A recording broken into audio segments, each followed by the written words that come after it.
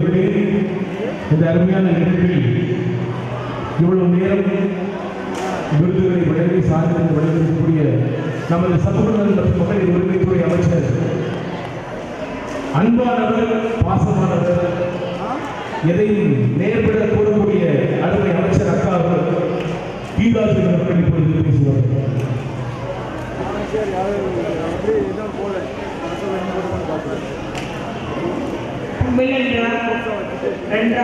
இரண்டாவது மாபெரும் தமிழர் சங்கத்தினுடைய இறுதி நாள் நிகழ்ச்சி. இந்த நிகழ்ச்சியை ஒருங்கிணைத்து நிகழ்ச்சியை நடத்தி வரும் நம்முடைய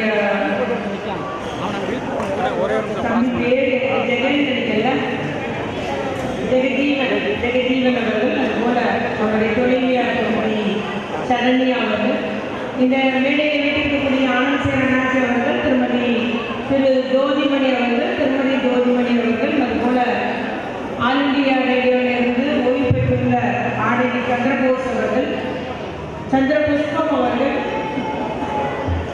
மற்றும் இந்த நிகழ்ச்சியிலே ஒருங்கிணைத்து பல்வேறு நிகழ்ச்சிகளை நடத்தி பல்வேறு அமைப்புகளை சார்ந்த ஷைன் யோகா பவர், அதுபோல கிராமிய கலைஞர்கள் கூட்டமைப்பு என்று பெரிய ஒரு கலைஞர்கள் பட்டியலே வாசிக்கலாம். இங்கிலீஷிய கலைஞர்கள் அத்தனை பேர் வந்திருக்கிறாங்க. அவங்க எல்லாரும் இணைந்து இந்த விழாவை மிகவும் சிறப்பாக நடத்தி முடித்துள்ளார்கள்.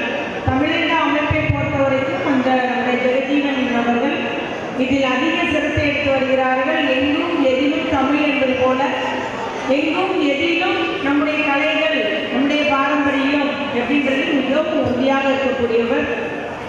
அத்துணை கலைஞர்களுக்கு அவர் வாய்ப்பு வழங்கி வருகிறார்கள். கலைகளை வளர்த்தே ஆக வேண்டும் என்று கலைகளை வளர்ப்பவர்களெல்லாம் பாராட்டி வருகிறார். இந்த காண என்று தரும்போது எனக்கு கொஞ்சம் ஒரு பயம் இருக்குது. 11, 12 காலை 8 மணி முதல் மாலை 10 மணி வரை எப்படி ஒரு நிகழ்ச்சி நடத்துவார், எப்படி ஒருங்கிணைப்பார், எப்படி கலைஞர்களை இது பண்ணுவார் என்று எனக்கு ஒரு எண்ணம் உள்ளூர இருந்தது. ஆனால் அவர் தைரியமாக 2 நாள் நிகழ்ச்சி நடத்திருக்க வாங்க பேருந்து அது பட்டியல் பெரிய நிகழ்ச்சி பட்டியல் போட்டிருந்தார். எனக்கு மிகவும் ஒரு ஆச்சரியமாக இருந்துச்சு. நடத்தி முடிச்சிருவாரா, எல்லாம் நல்லபடியாக நடத்தி முடிக்கணும், வந்துள்ள கலைஞர்களுக்கு இடவசதியிலிருந்து சாப்பாடு வசதியிலிருந்து பராமரிப்பு, பாதுகாப்பு என்று அத்துணையும் பொறுப்படுத்த வேண்டும் ஒரு ஒருங்கிணைப்பாளர் என்பது. ஆக அத்துணையும் பொறுப்படுத்தி இன்னைக்கு வெற்றிகரமாக சர்டிஃபிகேட் வழங்கும் நிகழ்ச்சி நான் கலந்து கொண்டுள்ளேன். காலையிலே அழைச்சிருந்தார், என்னால் வர முடியாத சூழ்நிலை இருக்கிறேன். வீட்டுக்கு இன்னைக்கு நான் 3 தான் வந்தேன். 4 மணிக்கு அதை வந்துருங்கன்னாரு. சரின்னு சொன்னேன். ஆனால் 4 மணிக்கு போகணும்னு சொல்லி நான் முடிவு பண்ணேன். ஏன்னா அப்புறம் சாப்பிட்டு மறுபடியும் ரெஃப்ரெஷ் ஆகி ரெடியாகி நான் இங்கே வந்தேன். அடுத்து இங்கே பொங்கல் விழா இருக்குது. ஆக எல்லா பொங்கல் கொண்டாடங்கள் இந்த ஆண்டு நம்முடைய முதலமைச்சர் ஆட்சியில் மிகவும் சுபிட்சமாக சந்தோஷமாக எல்லா இடங்களிலும் பொங்கல் விழா எடுக்கப்படுகிறது. நம்முடைய பாரம்பரிய உடை எடுக்கப்படுகிறது. பாரம்பரிய ஒழுங்குகள் எதிர்கால சந்ததியாக சிறார்களுக்கு சிறுமிகளுக்கு அறிமுகப்படுத்தப்படுகிறது. முறையிலே நல்ல முறையில் கொண்டாடப்படுகிறது. நிச்சயமாக எப்படி விளையாட்டில் வெற்றி பெறுபவர்களுக்கு 3% இடஒதுக்கீடு, அது சிறப்புகளையும் சேர்த்திருக்கார் நம்முடைய முதலமைச்சர் அவர்கள்.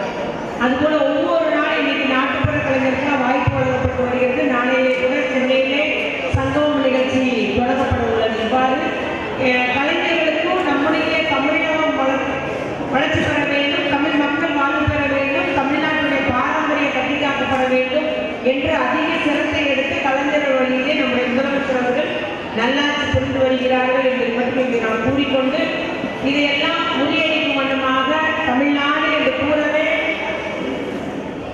யோசிக்கிற, அதை வரலாற்றை அழித்திட வேண்டும் என்று எண்ணுகிறவங்களாம் நிறைய பேர் இருக்கிறாங்க. அந்த சூழலை நம்ம முதலமைச்சரோடு துணிந்து நின்று நம்முடைய கலாச்சாரம், நாம் 3000 ஆண்டுகளுக்கு முற்பட்ட ஒரு நாகரிகம் என்றெல்லாம் இன்னைக்கு அத்துணை முயற்சி எடுத்து வருகிறார். அவர் அந்த மாதிரி அவருடைய முயற்சிக்கு இந்த ஜெகஜீவன் போன்றவருடைய ஆதரவு நிச்சயமாக, இவர் கொடுக்கிற குரல், இவர் கொடுக்கிற அந்த கோரிக்கைகள் எல்லாம் முதலமைச்சரை அந்த அளவுக்கு செயல்பட வைக்கிறது என்று மட்டும் கூறிக்கொண்டு அத்துணை பேருக்கும் பொங்கல் திருநாள் வாழ்த்துக்களை கூறி